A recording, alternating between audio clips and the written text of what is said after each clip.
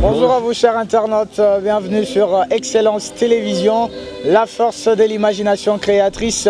Eh bien, on peut encore les dire à ces stades parce que nous ne sommes qu'au début, au premier trimestre. Eh bien, je le dis, bonne année 2021 à vous chers internautes.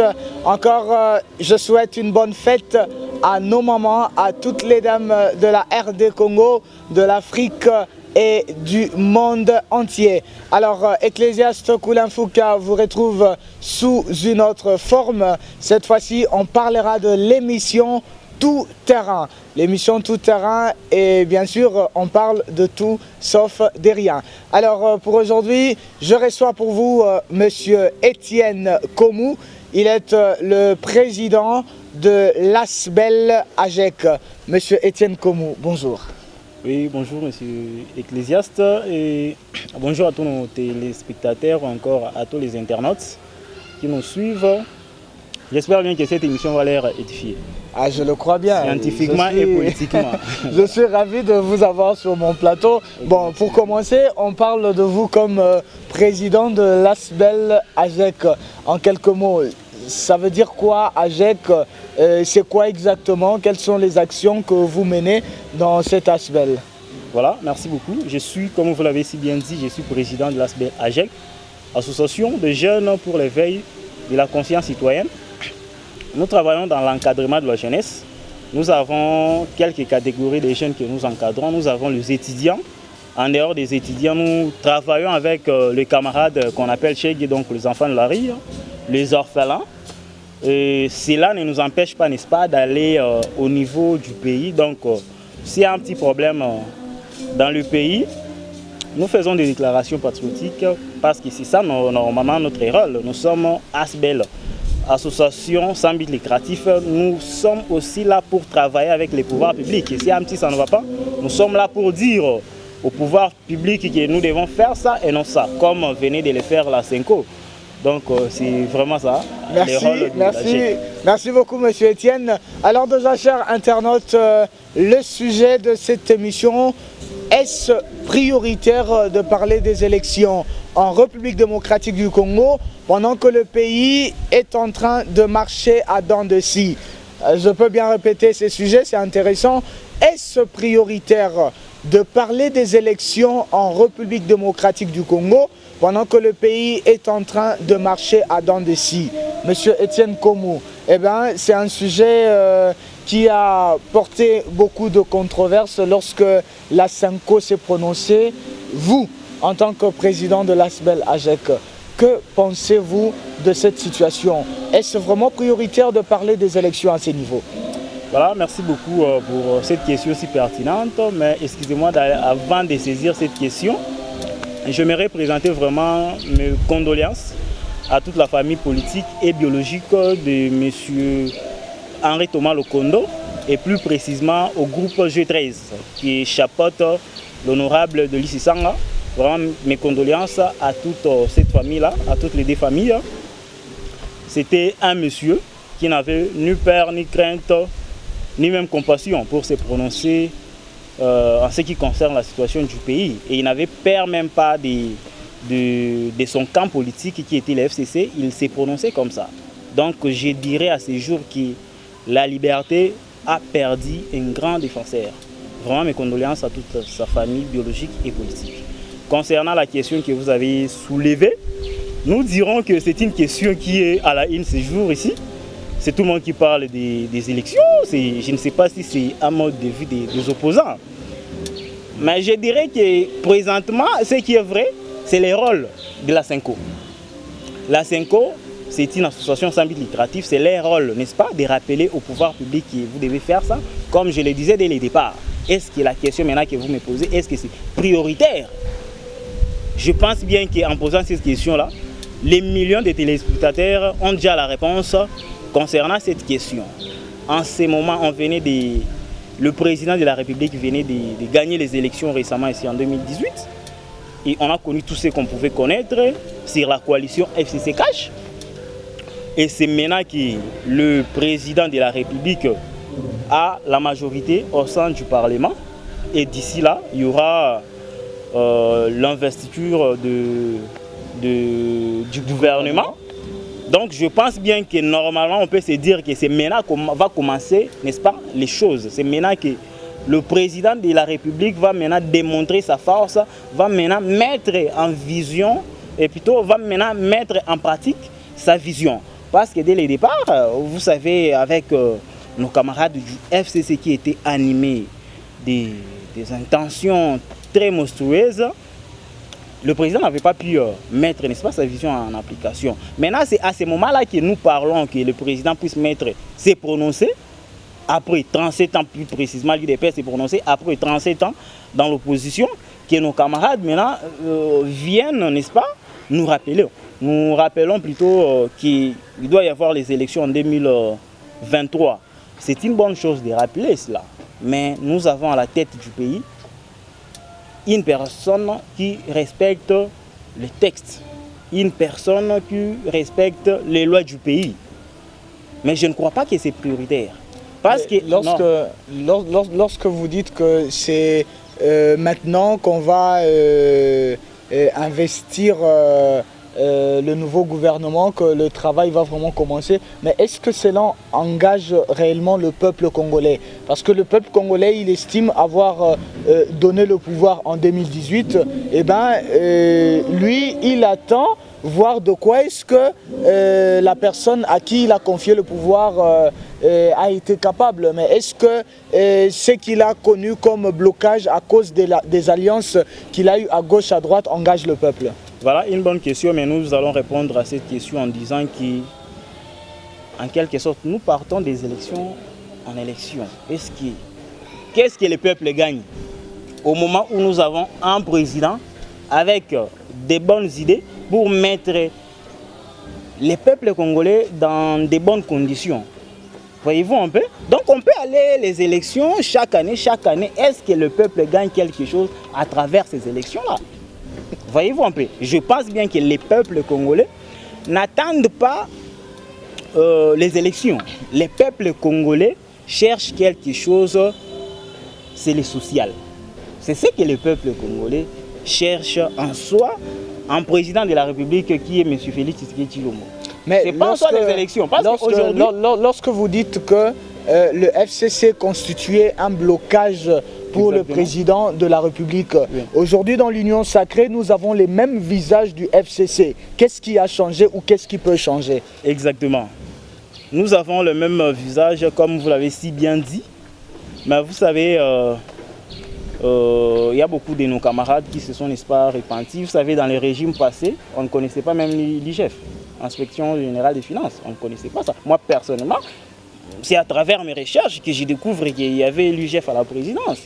Donc, avec l'IGF qui est en place, rassurez-vous que M. Ecclésiaste, il n'y aura pas de bavires qu'on avait vécues dans le passé, dans les régimes passés. Ce sont les mêmes personnes quand même, ce sont les mêmes personnes. Mais, chef, dans les régimes passés, il n'y avait pas cette justice qu'on est en train de connaître aujourd'hui. Donc, on sous-entend que si un ministre essaie de violer la loi, essaie de voler quelque chose, la justice mettra le main sur le monsieur.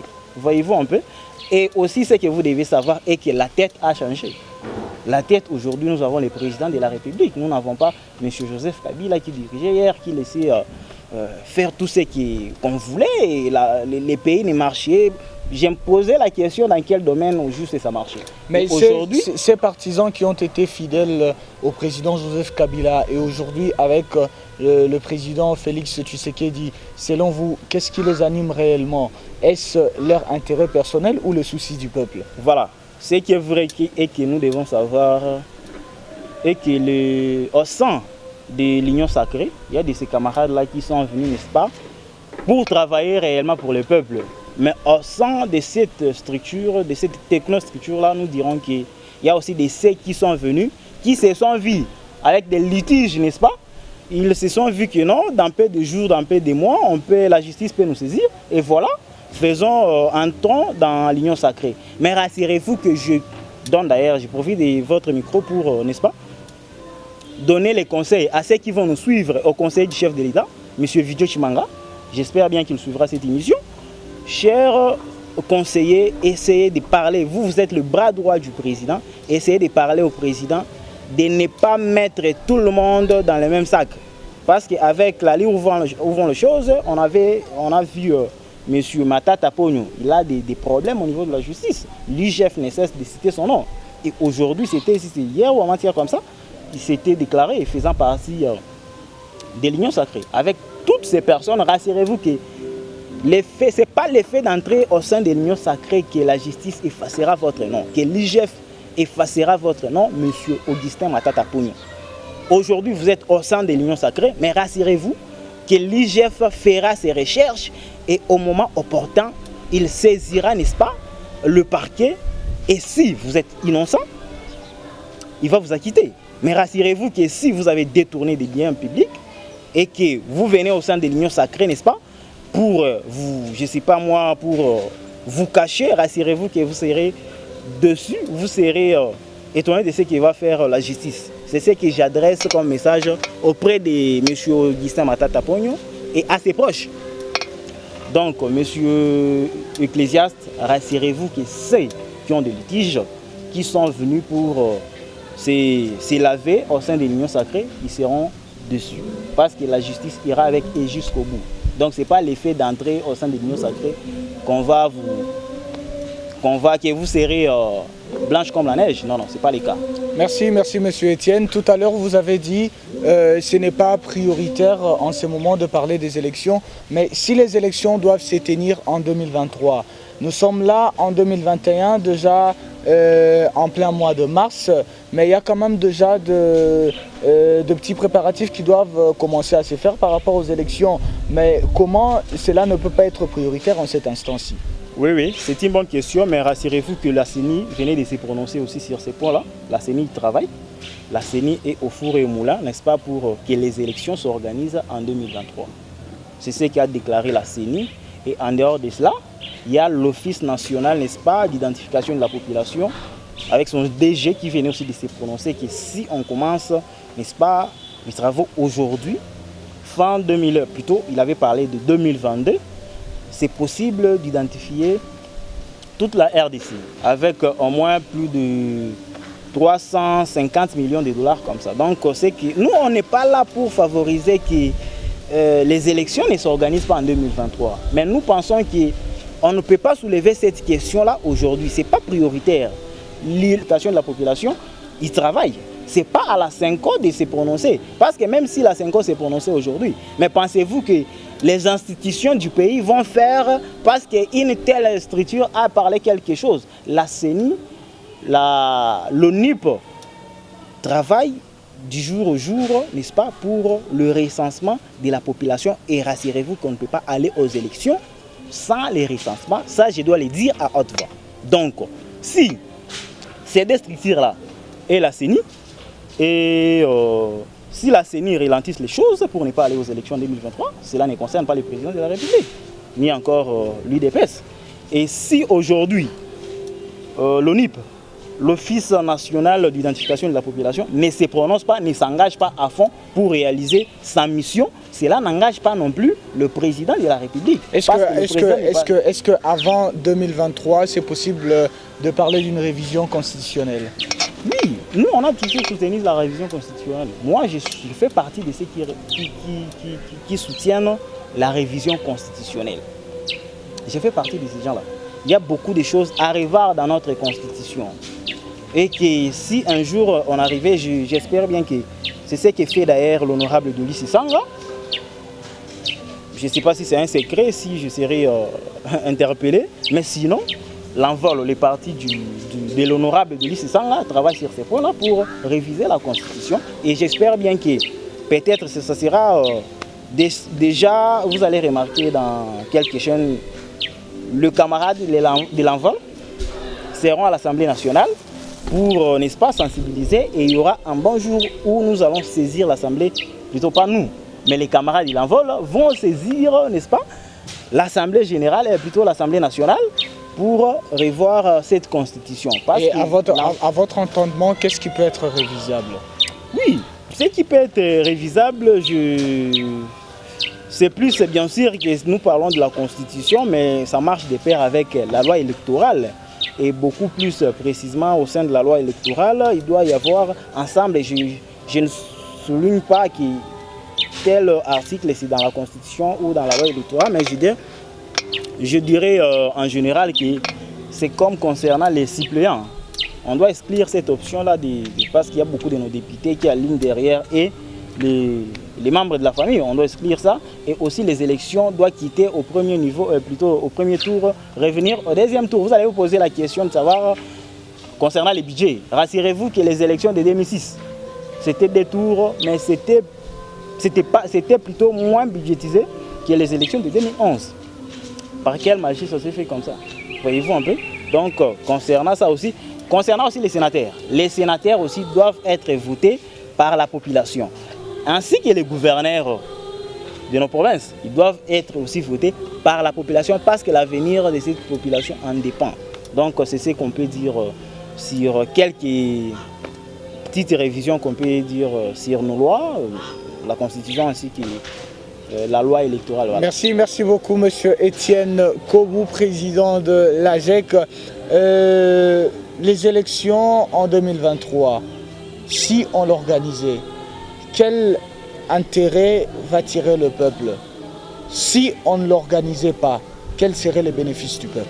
Voilà, merci beaucoup. J'espère bien avoir quand même parlé de ça, de cette question-là, récemment ici. C'est ça que je disais. Aujourd'hui, on peut se précipiter d'aller aux élections. Mais on arrive aux élections. Bon, même si on partait aux élections, c'est le président de la République, Félix Tshisekedi, qui gagnera les élections. Ça, nous devons déjà mettre ça à côté. Et peut-être on peut faire les débats sur les députés, nos députés nationaux. Voyez-vous un peu? Donc, si on... Il va gagner les élections parce qu'il est déjà sur place, comme nous l'avons toujours vécu. Non, par rapport aussi à ce qu'il a fait, non? Par rapport à ce qu'il a fait, le président de la République, Félix Tshisekedi Tshilombo, il est ce genre de personne avec qui on a étudié ensemble à l'école. Si quelqu'un, donc si je fais sur 10, j'ai fait 7, je pleure que non, j'ai fait une petite réalisation. Voyez-vous un peu? Donc je dois faire au moins 9. Le président de la République fait partie de ce genre de personnes. Donc avec le peu qu'il a réalisé, il va vous dire que non, je n'ai absolument rien fait. Mais rassurez-vous que parce que le président de la République aujourd'hui, il n'a pas mis une chaîne peut-être de télévision en place pour parler de ses œuvres. Mais rassurez-vous qu'au fin fond là-bas, il a construit des ponts, il a construit des routes. Le président de la République, et ça ne passe pas à la télévision. Vous pensez qu'en 2023, ici le président Moïse Katumbi Chapwe venait participer aux élections à la présidentielle, il ne fera pas poids face au président Félix? Je ne sais pas, je salue monsieur le président de la... monsieur le président de TP Mazembe, non? C'est son club, voilà. Monsieur Moïse Katumbi, c'est un monsieur que nous admirons tous. Bon, peut-être il a sa population là-bas, chez eux là-bas, dans les Katanga, mais rassurez-vous que le président de la République, il est au four et au moulin, n'est-ce pas, pour réaliser ce qu'il nous avait promis lors de sa campagne électorale. Parce qu'aujourd'hui, la gratuité de l'enseignement, ça cartonnait. Chez moi là-bas, à Malemankoulou, les gens, mes petits frères là vont tous à l'école. Chez moi là-bas, aussi, dans les Bandundu, dans les Koulou là-bas. Mais s'il faut parler de la gratuité de l'enseignement, au niveau des élèves, ok, ils vont à l'école, mais est-ce que les enseignants sont satisfaits? Exactement. Vous savez, on venait à peine de prendre les choses en main. C'est une constitution depuis 2006. C'est aujourd'hui que le président de la République s'est dit je ne peux pas violer cet article. Parce que l'effet de ne pas réaliser ce que quand même toi-même tu avais promis. On s'est dit, on peut qualifier ça de quoi? C'est de la violation. Mais est-ce que les enseignants se retrouvent dans la gratuité? Est-ce qu'ils sont bien payés? Oui. Rassurez-vous qu'ils le seront, mais n'oubliez pas qu'il y a des problèmes au niveau de l'EPST. Et où le ministre est... C'est qui? C'est Willy Bakonga. Willy Bakonga est en train de blaguer, de jouer avec l'argent de la population congolaise. Et j'espère bien que les procès qui vient à peine de commencer, c'est depuis la semaine, j'espère bien si c'est la semaine passée. Et je ne serai pas surpris d'entendre le nom de M. Willy Bakonga au procès. Donc rassurez-vous que toute personne qui avait mis même un fisc un petit 100 francs dans sa poche sera interpellée par la justice. Merci Monsieur Etienne, nous sommes en train de chuter déjà, je reviens à la question. En 2023, si on organisait les élections, quel serait l'intérêt du peuple? Et si on ne l'organisait pas, quel serait le bénéfice du peuple? Voilà, si on organisait les élections avec le bienfait du président de la République, il n'y aura aucun changement parce que c'est le président de la République qui sera là jusqu'à, je sais pas moi, jusqu'à quand est-ce qu'il y aura encore les élections. Donc, avec le bienfait du président, dès aujourd'hui, jusqu'en 2023, jusqu'au-delà de 2023, la population congolaise, le peuple congolais seront toujours satisfaits de ces élections-là. Et si, en 2023, la CENI s'est décidée de ne pas organiser les élections avec les bienfaits du président de la République, rassurez-vous que la population congolaise ne va pas se lancer dans des spéculations inutiles. La population congolaise, nous serons tous sereins et soutenir les chefs de l'État. Mais aujourd'hui, nous sommes où avec le taux du dollar? Exactement. Vous savez qu'il y a toujours de petits voyous de mauvais goût partout où nous passons. Vous pouvez prendre aujourd'hui les affaires. Rassurez-vous que ce n'est pas tout le monde qui vous soutiendra. Et quand vous savez tout ce qui est non, dans les gouvernements passés, il y avait plus de 70% de nos camarades du FCC avec ceux qui nous ont produits. Nous les savons tous. Et peut-être ce sont eux qui sont à la tête de ce que nous connaissons aujourd'hui sur les dollars. Mais en 2018, lorsque le président Félix est entré en place, c'était quand même plus bas que ce que nous avons aujourd'hui comme taux de change. Exactement. La politique, monsieur le journaliste, elle est compliquée. Quelqu'un peut faire l'effort, n'est-ce pas, pour vous nuire. Et lui n'est plus là, mais ce qu'il vous laisse là, n'est-ce pas, dans votre maison, dans votre assiette, vous ouvrez comme ça, bien que vous êtes la seule. Tant que vous ouvrez comme ça explose. Donc, cela ne m'étonne pas que je puisse le dire que ce sont ces gens-là qui sont à la base de tout ce que nous vivons aujourd'hui. Mais rassurez-vous, d'ici là, il y aura les élections et plutôt un nouveau gouvernement et nous vivrons le miracle.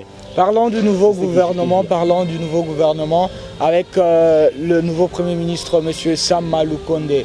Est-ce que nous pouvons vraiment entendre quelque chose de bon de ces messieurs? Oui. Déjà dès le départ, c'est un monsieur qui a fait au moins son histoire dans ce pays, que la population congolaise maîtrise quand même quelque chose émanant de lui, ses valeurs, cette éthique-là. C'est un monsieur tout en étant ministre aux Affaires. Aujourd'hui, nous vivons ce que nous font nos camarades de l'Assemblée pour la République. Ils cherchent des postes, etc. par-ci, par-là. Mais ce monsieur-là, quand même, il était aux affaires. Il s'est dit, quand ça ne va pas, je dois mettre quand même ces pouvoirs-là à côté. Et c'est ce qu'il avait fait. Il avait démissionné étant ministre des Sports. Voyez-vous un peu. Donc, ce monsieur-là incarne des valeurs que nous, la population, nous aimons. Et j'espère bien que nous attendons beaucoup de ce grand monsieur, monsieur le Premier ministre. Je ne peux que plaider que l'emploi des jeunes soit au rendez-vous dans son programme. Merci beaucoup M. Etienne Komou, merci d'avoir accepté notre invitation.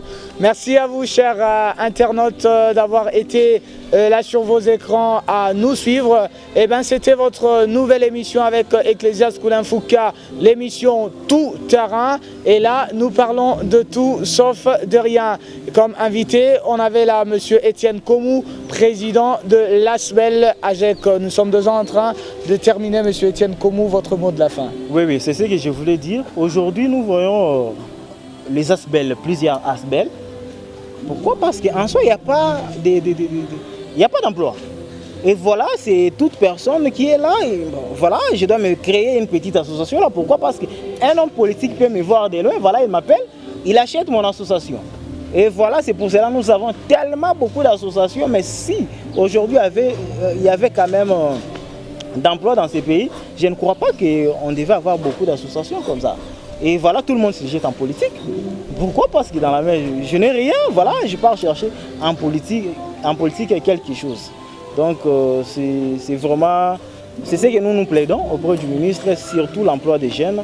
Ça sera une bonne chose. Merci.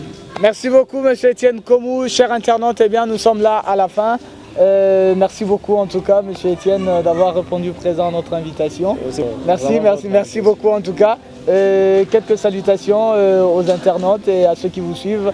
On va clôturer par là. Voilà, je commence par saluer mon président de la République, Félix Antoine Tshisekedi Tshilombo. En dehors de lui, je salue tous les membres de l'ASBEL AGEC, Association des jeunes pour l'éveil de la conscience citoyenne, en commençant avec Madame Dorcas. Je te salue là où tu es, la vice-présidente. Ok. Après, c'est Monsieur Emmanuel Kabala Katumba. Voilà, je te salue, Monsieur le CG. Merci beaucoup. Merci beaucoup, Monsieur Etienne. Merci beaucoup, chers internautes. C'est comme ça que nous allons prendre congé de vous pour cette première émission tout terrain. Et ben, vous allez nous retrouver à la prochaine avec de nouveaux sujets, avec de nouveaux thèmes, surtout que l'actualité est en train de brûler en République démocratique du Congo. Pour mon compte, je dirais grand merci à Plamedi Pinzi derrière la caméra. Je dirais grand merci à Mersenne Cormoran. Grand merci à mon DG Adjamp le formidable. Je salue comme ça mon manager, Monsieur Josué Amen Mputu Bonzeke. Mes salutations à vous, mes fidèles internautes, vous qui me suivez à tout moment. Je cite comme ça Eliezer Mbokolo, Marcelin Kindoulou, Isaac Njoli. Mes salutations à toute l'équipe de l'agence Excellentia. Je vous aime tant et je ne peux pas quitter ces plateaux sans souhaiter comme ça un joyeux anniversaire à celle que j'appelle Golden Love. Eh bien, le 17 mars 2021, c'est ton jour, Irène Diala. Joyeux anniversaire à toi. En tout cas, que mon Dieu te comble des bénédictions. Je t'aime bien et profite bien de ton jour. En tout cas, joyeux anniversaire, mirifique anniversaire, fabuleux anniversaire à toi. Nzamba Bakseo, Lususu Bambula Ebele. Voilà, je vous dis au revoir, chers internautes, et à la prochaine.